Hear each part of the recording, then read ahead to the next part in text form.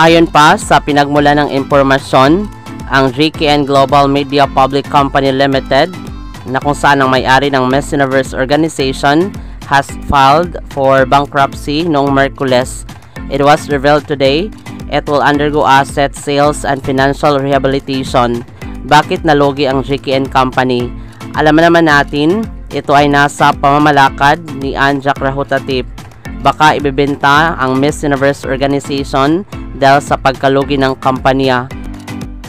Matatandaan na nabili ng GKN Company ang nasabing organization noong 2022 na umabot ng $14 million mula sa IMG Worldwide LCC, a subsidiary of Endeavor Group Holding Incorporated.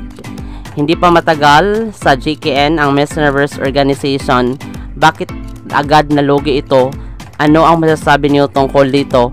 Maraming salamat sa panonood. Para maging updated ka, huwag kalimutang mag-subscribe.